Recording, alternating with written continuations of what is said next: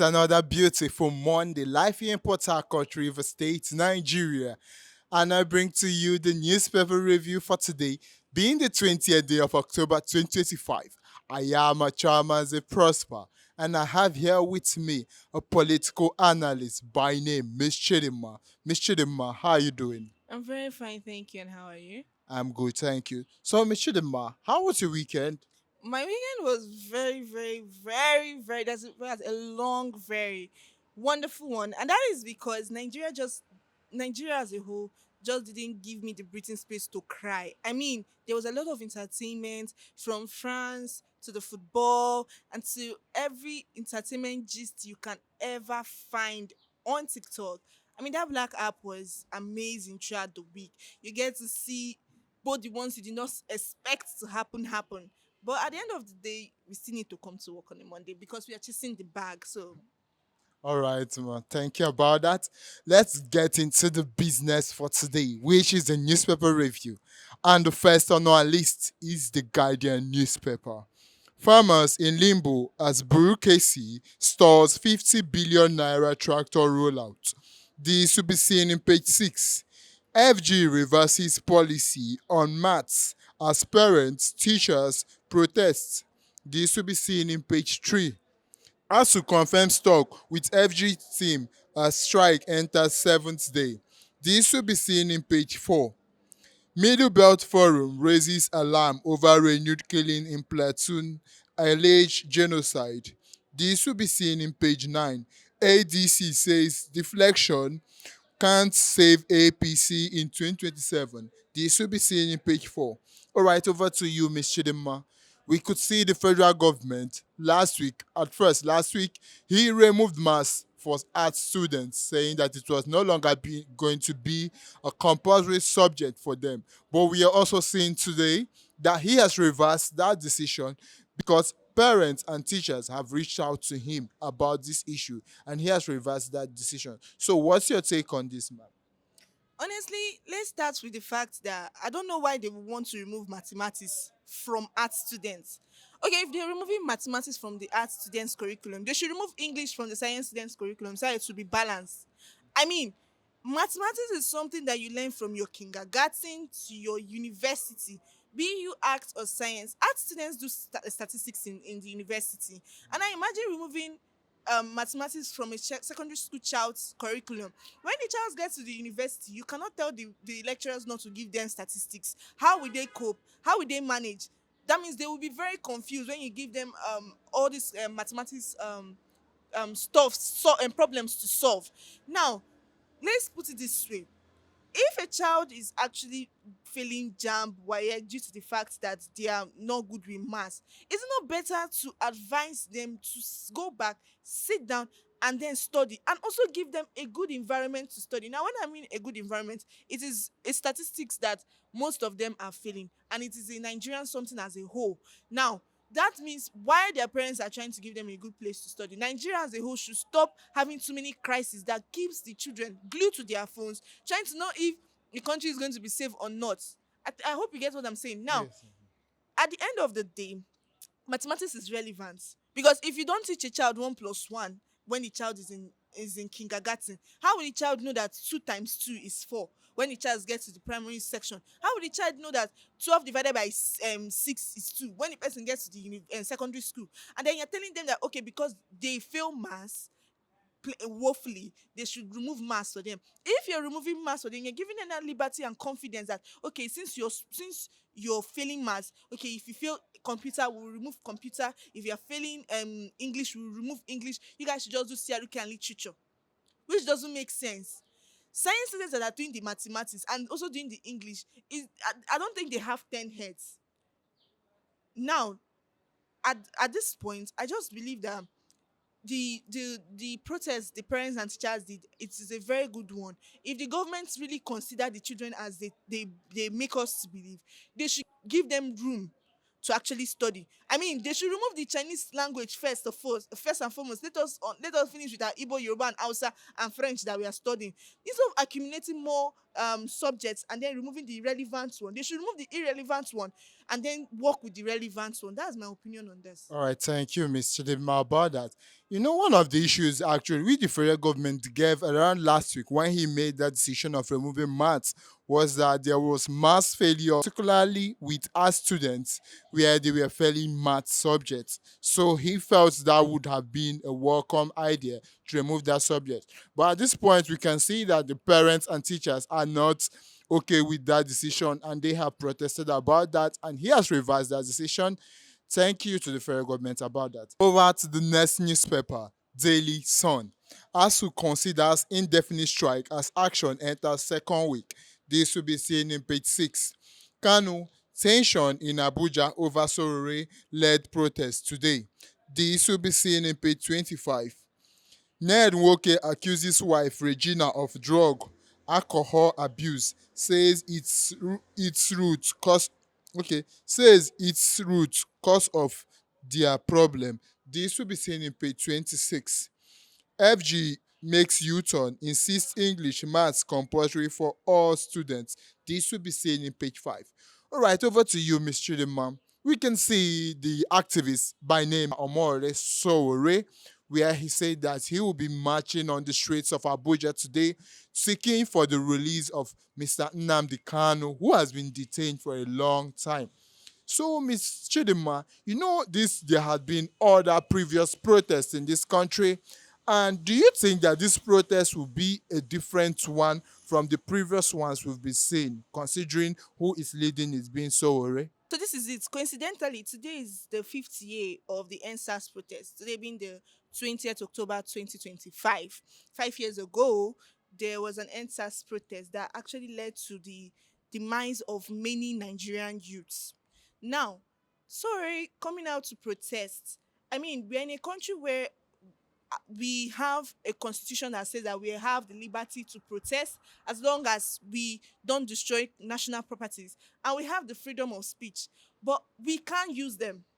I mean, if you come out to talk, you end up either being mocked by your fellow Nigerian or something at some point happens to you. Because tell me, 5 years ago, the youths of Nigeria came out to protest due to the harassment that the SAS, the military personnel, that is mostly the SAS persons, were given to the Nigerian youths. Most Nigerian youths pied because of that. And look at how it ended at the Lekki toll gate. Many people lost their lives. Many people were gone down. Many people, like, the trauma is still there till today. A lot of lives were lost there. Now, the protest for Nnamdi Kanu has been under detention for a very long time. It's more than 4 years now that he has been arrested, where he was, arrested from Kenya and then brought down to Nigeria. He has been going to court for years now. And still, it's funny how they sometimes the lawyers and judges will be like, he has been discharged but not acquitted. I've never seen a case where you tell somebody that you have been discharged but not acquitted. It is only when it comes to Nnamdi Kanu's case that I have seen such a thing happen. Now, even when with his medical issue and them applying to the courts and still no reply to that, I don't blame Sore if he decides to bring out his time and bring out people in mass just to protest. Now, the government have said that, okay, this protest, we don't want people to do it because people will destroy landed properties, national properties and all. Let us not forget that there is a possibility that the protest can be hijacked if they want to do protest, which is not a bad thing because we have the freedom of speech. Let them also put it at the back of their mind that it can be, the aim of this protest can be diverted, it can be changed, many things can happen. First, the protest can be hijacked in the sense that thugs can be sent out just to make the protest give the protest a bad name. Secondly, at some point, it can lead to firearms being released to protestants. So at the end of the day, if they feel like the protest is needed, yes, at some point it is needed because, I mean, the man has been there for a very long time. But at the end of the day, this protest is something that, if they are doing it, they should try as much as possible to be by the law, so that if something happens at some point, you can actually bring out evidence and say that I am standing by the law. We did this by the law. You understand? So that by tomorrow, when the government comes out and says, okay, they destroyed properties, you can vindicate yourself and say that that was not true, or what happened isn't true. It's not us. You get? Because this Nnamdi Kanu's case is something that has been a very long case. I mean, they've been going to court for a very long time. It is even very funny how the president was able to release 117 persons, as I mean, murderers, kidnappers, people that were sentenced to death. And then Nnamdi Kanu, as one of them that have been there for a very long time, was not even bailed, was not released. Some other persons have been released. So if they want to do this protest today, which they have already started, I just hope that they should put it at the back of their mind that they can be free release of fire on them. And then also, not just that, this protest can be hijacked. So if they're doing what they're doing, they should also back up their protest with evidence, so that, and they should not forget the main reason why they are doing the protest. All right, thank you about that, Ms. Chidima. But right as we were talking about this, we saw some videos actually this morning whereby the police, or should I say, security personnel, were throwing tear gas at protesters this morning, trying to tell you that this protest has already been hijacked or is trying to be hindered by security personnel. But we hope that this protest continues to be peaceful, because so far from the protester side we have not seen anyone with arms or any objects that could harm or destroy any national property. Thank you about that, Ms. Chidima. All right, over to the next newspaper, Vanguard. Sowore urges police to protect protesters. Stay off Aso Rock. NASS police warns. FG declares prison red zones. This will be seen in page 6. Nigeria losing young people to suicide. Advocates warn. This will be seen in page 6. Regina battling drug alcohol addiction needs rehabilitation. Ned Nwoke. This will be seen in page 7. Answers at 5. Memories matters unfinished struggle for justice. Why accountability remains elusive. Lawyers. This will be seen in page 6. All right, over to you, Miss Chidima.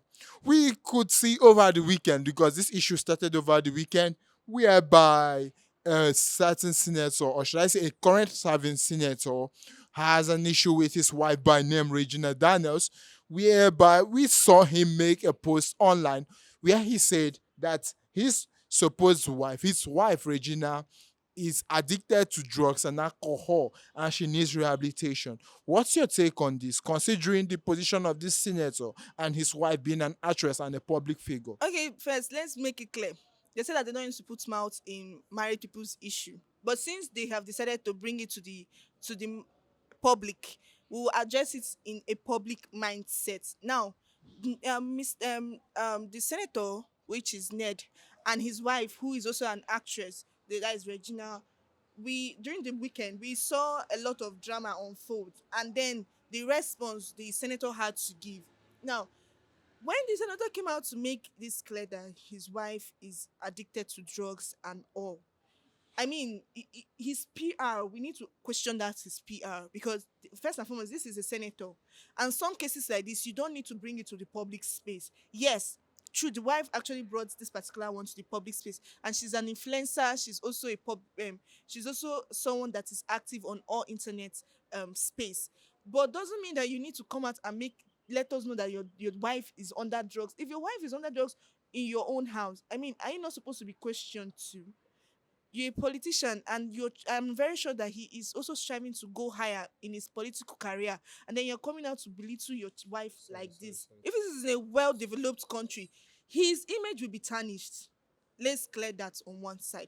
Now, the wife coming out to say that she has been abused in the marriage. Leave the fact that we have been saying she has been crying, let her go and cry in her Lamborghini and all.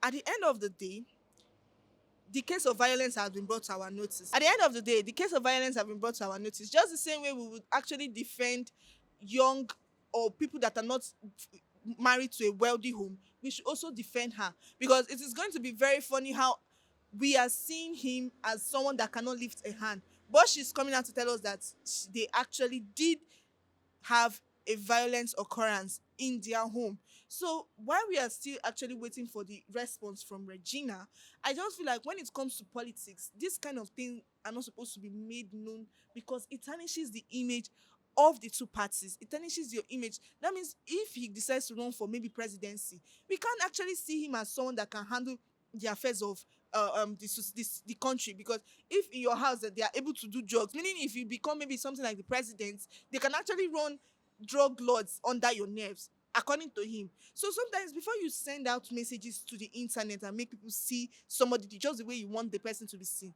I hope you can actually sit back and think it through how it will also affect your own image. And now this goes to everyone out there.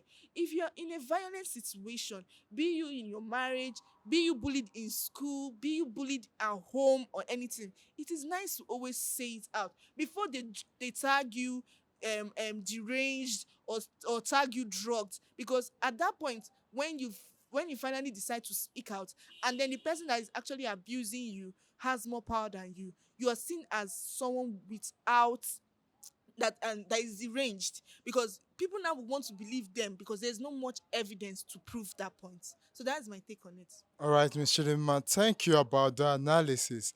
And that's that on the newspaper review for today. You can be a part of this by putting down your opinion in the comment section. Do not forget to like, share, and subscribe to our various social media channels. I remain Achoamanze Prosper, and thank you, Mr. Lima, for being in the studio today with me. Thank you so much. Bye.